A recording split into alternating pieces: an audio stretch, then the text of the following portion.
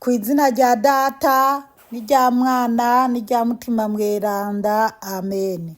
Bene wacu dusangiye ukwemera muri Yezu Kristu, ndabaramukije mu izina rya Yezu Kristu. Nitugire Kristu. Dusabikanye ijambo ry'Imana riri muri Bibiliya mu gitabo c'Abanyaroma ku kigabane cyaho cya 13 kuva ku karongo k'8 kugera ku ka 14. Ijambo ry'umutwe riravuga ngo nimurangwe n'urukundo, ntihagire n'umwe mugirira umwenda kiretse uwo gukundana, kuko ukunda abandi aba aranguye itegeko. Nkako ibi ngo ntuzosambane, ntuzokwice, ntuzokwibe, ntuzokwifuze nabi. Mbere n'ayandi mabwirizwa bikoraniye muri iri jambo ngo urakunda mugenzawe nkuko wikunda wewe nyene. Uwukundana ntagirira nabi mugenzi we, nico gituma urukundo rurangura itegeko. Musanzwe muzi igihe turimwo ukuntu kimeze ubu. Ubu rero harageze ko kwikangura, nkako ubu turi hafi y'ubukiriro kuruta aho twatangura kwemera. Ijoro riritereye bugira buce. Niduhebe rero ibikorwa by'umukorane, twambare ibigwanisho by'umuco. Nkuko bibereye ku murango, nitwigenze rupfasoni, ntiturenze urugero mu buhumbu, ntitwishinge akaboregwe, ntidusambane kandi ntidukore ibiterasoni, tureke kujyana no gusharikana. Ariko nimwambare umukama Yezu Kristu, kandi ntimubabare iby'umubiri ngo mukore ibyo mwipfuza. Bene wacu muri Yezu Kristu, iri ni ijambo ry'Imana. Dushimiye Imana. Aleluya, amen. Bana b'Imana, ijambo ry'umutwe turi bwisunge riravuga ngo nimurangwe n'urukundo. Ngo turangwe n'urukundo bana b'Imana. Nshuti yanje, uwo burangwa n'urukundo, mbejeho noba ndangwa n'urukundo. Umwe wese ku giti kiwe ariyishura, nanje ubwo namaze kwiyishura aho bigenda nabi umukama afashe. 8 hakavuga ngo ntihagire n'umwe mugirira umwenda kiretse uwo gukundana, kuko ukunda abandi aba aranguye itegeko. Bana b'Imana, ngo ntihagire uwo tugirira umwenda kiretse uw'urukundo. Banza wibaze rero, wewe nta muntu woba ufitiye umwenda. Umwenda ni ukuvuga ideni. Hari umuntu woba ufitiye ideni? Urabe uwo muntu ufitiye ideni, byoba byabaye kuko utarose amahera yo kumwishura. Ni waba warabuze amahera yo kumwishura, saba Imana igushoboze kuzoyaronka uyamwishure, ariko hari aho atari byakuvuyeko. Mugabo ukaba uheranye ideni ry'umuntu uyafise, wumve ko uri mu mafuti, Imana ntikunezererewe. Ngo kandi ngo kiretse umwenda wo gukundana. Hari uwo woba ufitiye umwenda wo gukundana. Gukundana ni nkaho nkanje umuntu yoba yaraje kundaba ngwaye, merewe nabi, yaramfashije, yarangiriye neza. Mbega je igihe yaragwaye, igihe yaragwajije umwana, igihe yarari mu bibazo, naragiye kumuraba.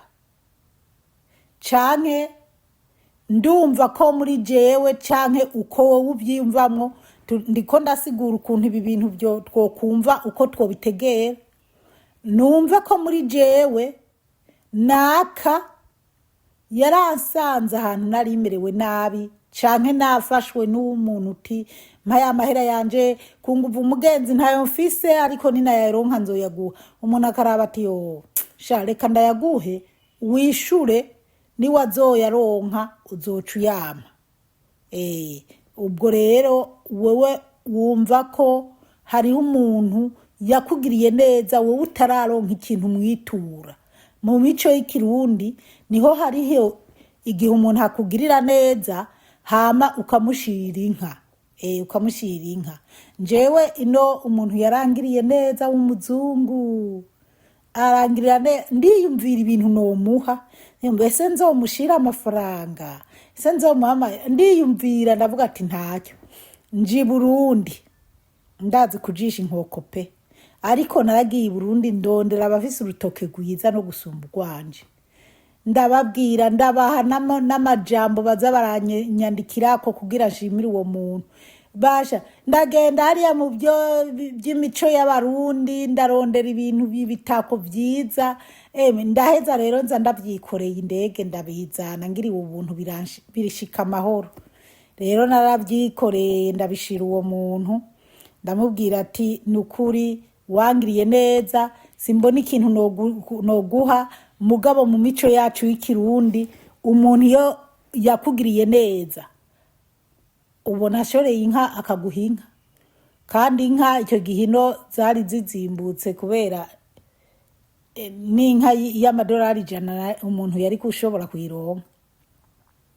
Rero ibyo bintu namuhaye yaranezerewe, yaranezerewe sinzi. Rero igihe cyose no umuntu w'umuzungu iyo kwanza usibye n'umuzungu hari n'abirabure canke se abanyafrika, numva ikintu yarangiriye neza, numva ikintu ndamuha, nkamuha gaseke canke nkamuha akantu nakuye Burundi kanyuranye n'ibyo mba mbona nesha amaso bya hano. Kuko kumuha impuzu ziriyanura zitora no kwibarabara ukaraba akantu umuntu. Rero icyo gihe rero nawe ujya muntu yakugiriye neza umuhiki ikintu kiri ku mutima, uramushimira ukumva ko umufitiye umwenda. Iyo utararonka ikintu mugirira nawe cyo mushimisha canke kuko iyo ugiriye neza nawe umuntu yakugiriye neza urumva ko biguhimbaye bikunezereye. Twige rero kugirira neza batugiriye neza, kandi n'abatugiriye nabi tubagirire neza. Ariko Paulo avuga ati umwenda, ariko icyo kintu gikunda kuvuga umwenda ni mu Kinyarwanda ideni. Umuntu ufitiye ideni, mufitaniye ideni ryo kwishura ko yakugiriye neza nawe umugiriye neza. 9 haravuga ngo ariko nkiraha nyene ngo kuko ukunda abandi abaranguye itegeko.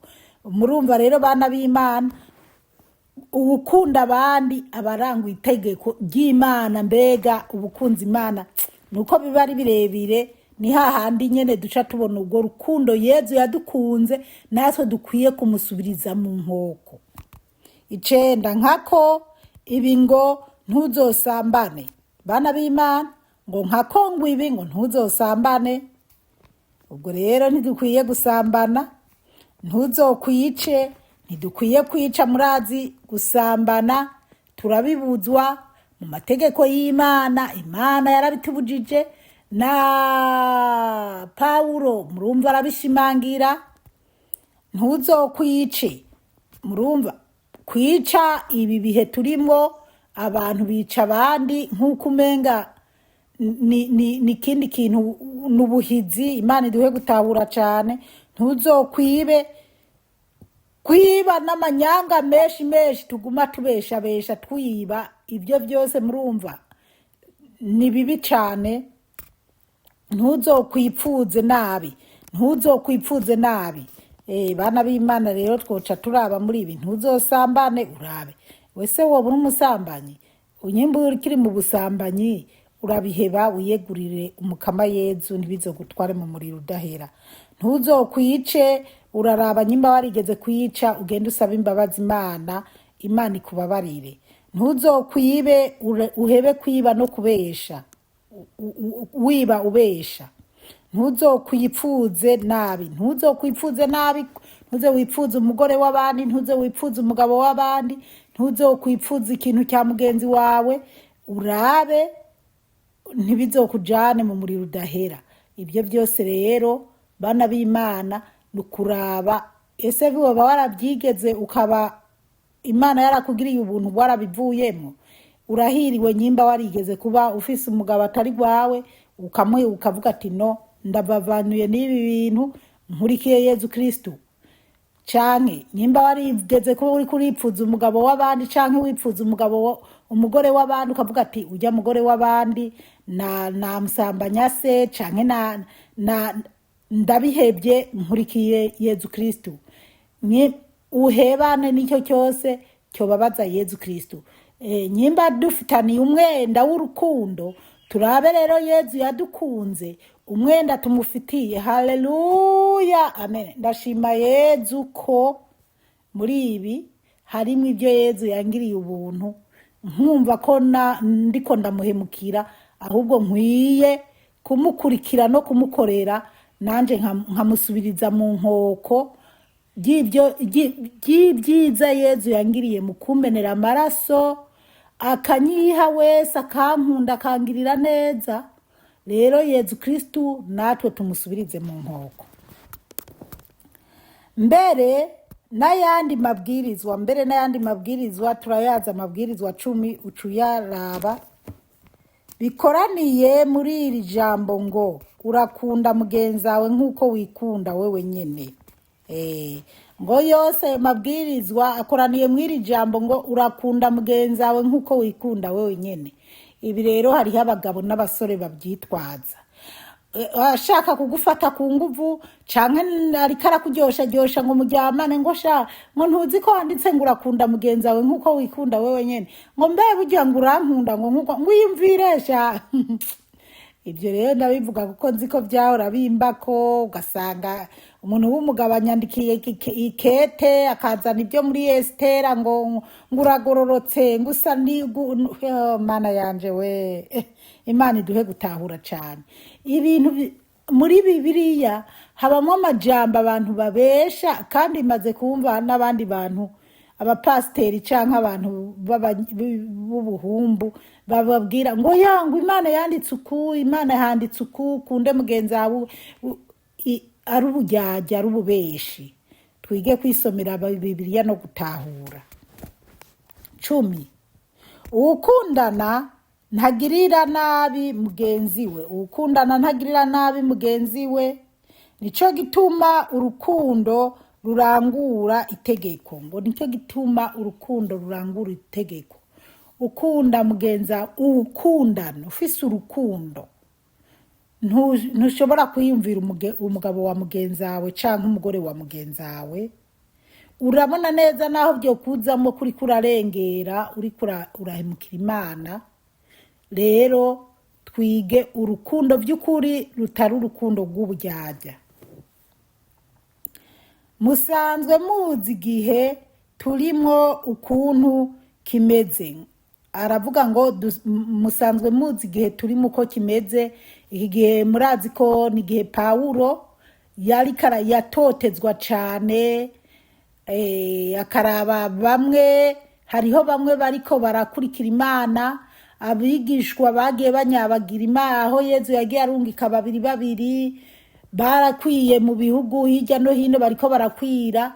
Ariko hakaba n'abandi bagenda babeshuza bavuga ngo ntimukurikira aba bantu, ntimwemere, bariko barababesha ibintu nk'ibyo. Rero dukunda Imana, tuyubahe, tuyikorere. Ubu rero harageze ko ngo kwikangura. Yarababwira ati rero harageze ko twikangura, mwikangura, kuko byari byo koko hari hageze ko abantu bikangura bakamenya ko Yezu yabambwe by'ukuri nkuko Pawulo yagenda avuga ati njewe naramwiboneye, njewe nariko ndaragenda aha n'aha n'aha, nahuye na Yezu yambwiye kumukorera. Haleluya, amen. Bana b'Imana, natwe rero turi mu gihe cya Yezu Kristu, by'ukuri dukomere kuko turi mu bihe bitoroshe. Nkako ubu turi hafi y'ubukiriro kurutaho twatangura kwemera. Ngo turi hafi y'ubukiriro kurutaho batangura kwemera, kuko by'ukuri nta bundi bukiriro dufise buzoza usibye iby'urupfu n'iby'ubuzima butazoshira. Ubukiriro twaramaze kubucakira, ababucakiye, abatabucakiye nabo baramaze gucakira umuriro udahera, kuko nta bindi hasigaye ko Yezu azoza guca urubanza, nta bindi.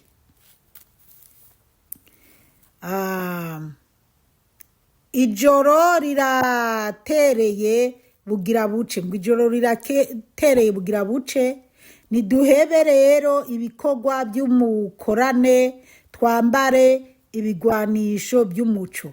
Pawulo yaravuga ati duhebe ibikorwa by'umukorane, duhebe ibikorwa bibi, ibikorwa by'ubwicanyi, ibikorwa byo gutoteza, ibikorwa by'ubusambanyi, bitudondaguriye, tubihebe, twambare umuco.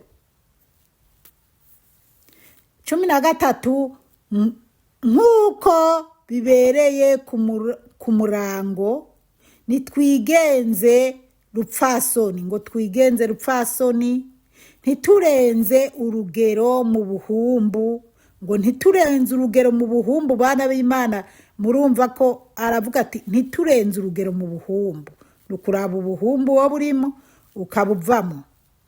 Ntitwishinge akaboregwe, ngo ntitwishinge akaboregwe. Bana b'Imana, Imana iduhe gutahura cyane.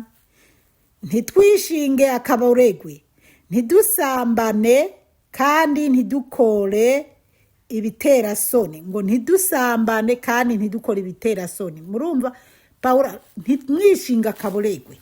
Akaboregwe ntabujije kunywa inzoga, mugavuze ngo ntimwishinga akaboregwe. Nyimba uzi kuzinywa zikakuboreza, zihebe, niwazisinga n'akazi kawe.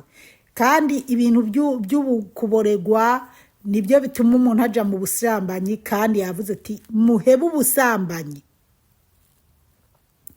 Tureke kujyana no gusharikana, ngo tureke kujyana no gusharikana. Bana b'Imana, tureke kujyana no gusharikana. Bagore rero dusharikana, ugasanga abagore turi kujyanira ku mugabo umwe. Ibyo nanje byarambaye ko, ibyo rero tubihebe. Canke ugasanga umugabo ariko arasharikana n'abagabo bagenzi be. Murantunga. Nandikiye utuntu rero kugira ndaza kugira, murantunga. Basi ntidusharikane, abagabo barasharikana iki gihe, n'abagabo barasharikana. Duhebe ubuhumbu, duhebe gusharikana. Bagore ndababwire, hari igihe usanga umugore ari ku mugabo afise ubundi mugore wa mbere barasezeranye, ukabuzi kuri ku mugabo afise umugore wa mbere bapfunze impeta. Umve kuri mu busambanyi, umve ko washarikanye, uri kurasharika mugenzi wawe. Kandi ijambo ry'Imana yatubwiye ngo ukunda mugenzawe nkuko wikunda wewe nyene.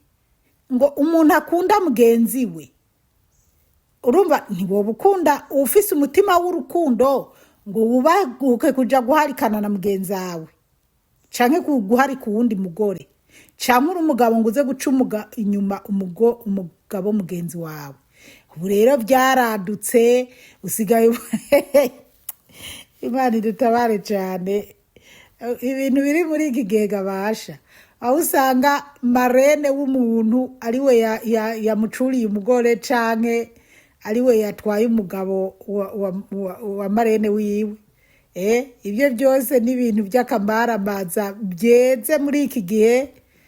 Ugasanga umugabo yirukanye umugore wiwe bavanye aciye akwega marene wa wundi rero nawe yari karanyiganira ambwira ko umugabo yabaye marene, umugabo niwe yamutoreye marene, nakazotubere marene kandi arabahabara, nyuma uwo marene abari wasenya urwo rugo. Ariko gamana ibindi ugasanga umugabo arazi neza ko yabyaranye n'umugore wa mugenzi we, umwana ageze kubatizwa ugasanga umugore ariko arabwira umugabo tuze tubwire naka bari bazotubyarira umwana, ugasanga umwana byawe mwibatisimu na se w'amaraso, hanyuma umugabo wo mu nzu azi ngo n'umugabo mugenzi we, kumbe ibyo rero ndabitanze ko akarorero bana b'Imana. Jewe nanje umugabo twahorana, Imana ihabwa icyubahiro kuko imbere y'Imana icyo cyaha narakibabariwe, imyaka 10 iheze ntari muri ubwo busambanyi bwo gutwara umugabo w'abandi, canke se nyimba yarafise n'umugore w'impeta, sinzi ibyo sindabigiyemo cyane. Ego rero umugabo jewe narabatirishije abana banje kuko Australia ugiye ukasigura ibyawe barakubatiriza abana, hama nyuma bititaye ko bataraba unaka ubukristo bwiwe, ukaba wotoruza kuvyara abana mwibatisimu batarabye, ukira kuba warabatijwe canke sinzi, gusa umugabo aca ashima ko ari je nzovyara abana bamuke banje muri batisimu. Hama umugabo n'umugore babije inama ko nzoza kuvyara abana muri batisimu. Umugabo arabimbwira ngo burya rero ngo ni wowe uzoza kuvyara abana muri namubwiye ati oya vrema, naho ndi umunyabyaha nzi neza ko nababaje Imana, ndi mu busambanyi ntitwapfunze impeta. Ego nujya mugore naho mutapfunze impeta, ariko nawe oya sishobora kuvyara umwana wa mukebanje muri batisimu. Ese mukebanje azomenyera ko ari je namuvyariye abana mu batisimu dusangiye umugabo by'ukuri, kuko byaravugwa bikagera igihe umugabo akabihoya akavuga toya si jewe ni mwene wacu. Ibintu nk'ibyo bana b'Imana naratanze ubuhamya ngira abantu babura kuri YouTube. Muganda avuga ati uwo mwana wewe ni namubyara muri batisimu, akazomara kumenya ko nari mukase namubyaye muri batisimu. Ese ko kicyo gikomera uwo mwana azoba afise kizoba kinganiki? Navuze ndakora ibyaha mugabe ngo iki cyaha ntokora. Urumva rero bana b'Imana ntabwo ari byiza, vrema ntabwo ari byiza. Hari n'ikindi gihe bigeze polisi yigeze gushaka gutwara umwana umwe muri bo yari bisinzi yene bagorana na nyina. Polisi irampamagara ngo ntuwo mwana n'ababyeyi nyene babyumvikanye ko ngo abarije. Ndavuga nti no sishobora gutora umwana wa mukebanje mu muhigira ahandi hantu. Rero tuze turaba ibyaha dukora, hanyuma kandi je ndashima Yezu kuko ibyo ubu narabirenganye. Ndakora ibindi byaha sindi umwere, mugabo hariho ibyaha nishimiye nanje ko Yezu yanshoboje kubivamo. Reka tumarire bana b'Imana kuri 14 hanyuma haravuga ngo ariko nimwambare umukama Yezu Kristo. Haleluya, amen.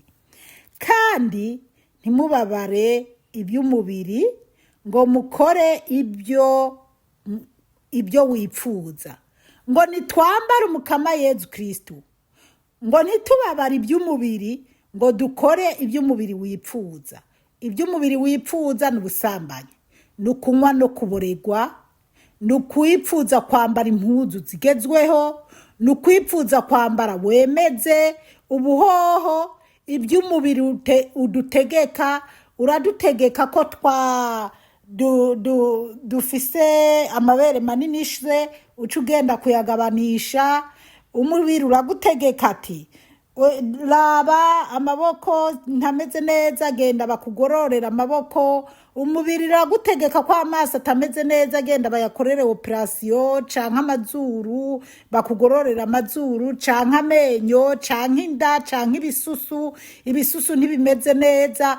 Umubiri ukagutegeka ugakora ibintu. Bana b'Imana umva ndababwire, hariho ibintu twishira ku mubiri naho byomera gute imbere y'Imana bitanezera Imana, bisesema Imana. Byo waraba nabo ugapfa ukazogenda imbere y'Imana, Imana ikakuyoberwa ikavuga ati si wowe nabumbye originali. Kuko Imana yaratubumbye, iratuzi twese. N'ubu uzovuka muri 100 Imana izi iherezo ry'isi n'abantu bazoba barayibaye kuko bangana. Rero reka konona umubiri nureke kugutegeka kwambara nabi, kuwonona wimyora ingohe, wigirisha ibitagira umutwe n'amaguru. Bana b'Imana, ni Pawulo ngwiba arabivuze, arabishimangiye. Pawulo yarahuye na Yezu Kristu. Pawulo yari umunyabwishime. Pawulo yari umwicanyi, yaratoteza, ariko Yezu aramutabara, aramuhindurira ubuzima. Pawulo nawe aza mu byo kuduhindura.